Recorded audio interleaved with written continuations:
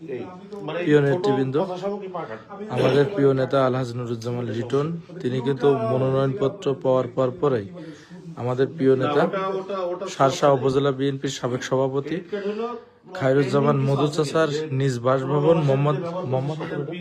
মোহাম্মদপুর তার নিজ বাসভবনে রাত্রেই তাকে অভিনন্দন জানাতে এসেছেন। আপনারা দেখেন আমাদের সাথে উপস্থিত আছেন আমাদের সকল নেতৃবৃন্দ।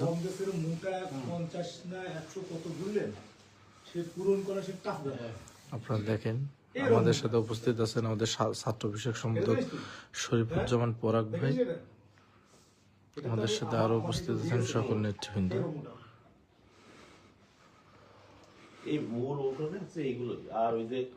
বেনাপোল পৌর বিএনপির সহসভাপতি আতিকুজ্জামান শার্শা উপজেলা বিএনপির সিনিয়র যুগ্ম আহ্বায়ক অ্যাডভোকেট মোস্তফা খান মিন্টু, শার্শা উপজেলা স্বেচ্ছাসেবক যুবদলের আহ্বায়ক মুস্তাফিজুর সেলিম, অর্থ বিষয়ক সম্পাদক মিয়াদ আলী। একটা সিঙ্গেল অ্যাকাউন্ট করতে হবে বাইনে 25 লাখ বলে কথা নেই, ওখানে লিমিটেশন দিয়ে দিচ্ছে 31 লাখ প্রতি ভোটারের যদি 10,000 টাকা, এই 10,000 টাকা উপজেলা বিএনপির 31 লাখ বা 32 লাখ টাকা খরচ দেখাতে, সেটার জন্য আলাদা একটা অ্যাকাউন্ট করতে হবে বাইনে। এটা তো সিম্বলিক। শার্শা উপজেলা বিএনপির সাবেক সভাপতি প্রধান উপদেষ্টা শার্শা উপজেলা বিএনপির খায়রুজ্জামান মধু চাচার নিজ বাসভবনে প্রিয় নেতা উপস্থিত হয়েছেন। তাকে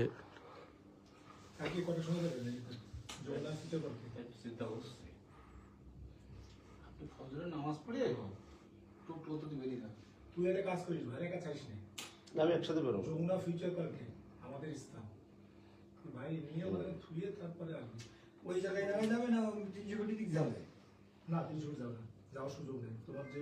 তোমার সেন্টার যেখানে তোমাকে দিয়েছে ওর ভাই তুমি যাওয়া কি করে, তুমি ইচ্ছা করে যেতে পারবে না? জেলা কমিটিতে বলিয়ে দিতে যাবো না, যেতে হবে ঘোরাটা তো সেটা সেদিকে ঘুরলে এখন জেলা নেতৃবৃন্দ পারবে না, নেতৃবৃন্দ পারবে ভাই ভাই ভাই ভাই ভাই আমরা খেয়ে দিয়ে আসছি ভাই। আরে পানি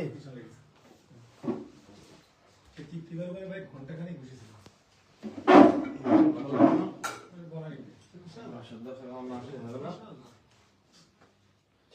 ছয়টা 8টা